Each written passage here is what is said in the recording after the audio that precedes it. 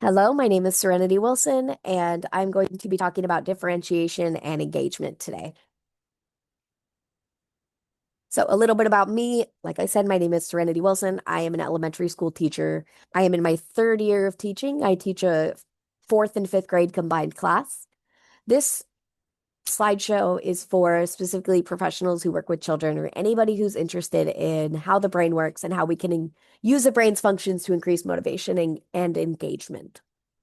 So the brain and differentiation, not every individual learns the same way. This means that not all students learn the same way. So differentiation is when we take the content, the required content curriculum, and we adjust it.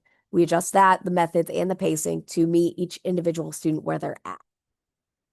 What these can be done through adaptable learning paths and hands-on learning. It can also be done through emotionally supportive environments as well as structured lesson plans. So one differentiation strategy I'd like to talk about is called mind mapping. So this is a visual tool that helps chart understanding connections and patterns. This supports pattern recognition. It also enhances the cognitive organization and recall. This helps kind of organize our thoughts into a visual demonstration.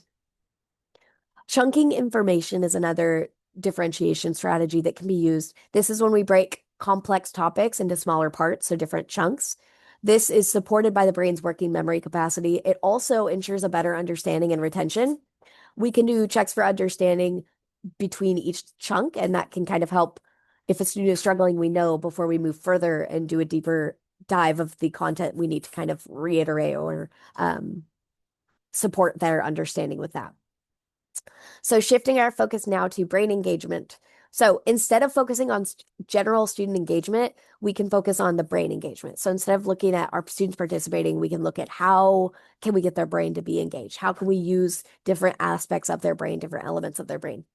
So brain engagement is directly influenced by four different things: serotonin, dopamine, cortisol, and norepinephrine. So these serotonin is for the mood regulator and the comfort.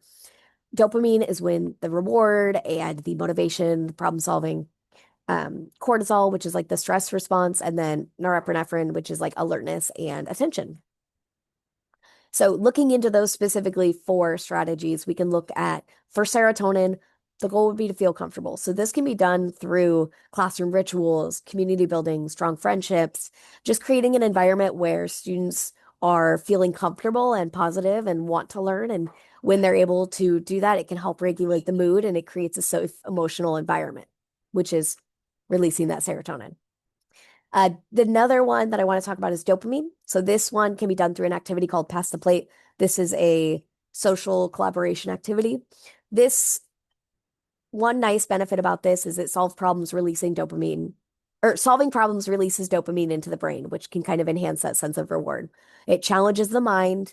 It triggers the brain's reward system through accomplishment. It encourages active participation and collaboration. Another one that I want to talk about is cortisol. So cortisol, this can be enhanced and benefited through creating a classroom family. So this managing stress response ensures a supportive group dynamic to prevent cortisol spikes.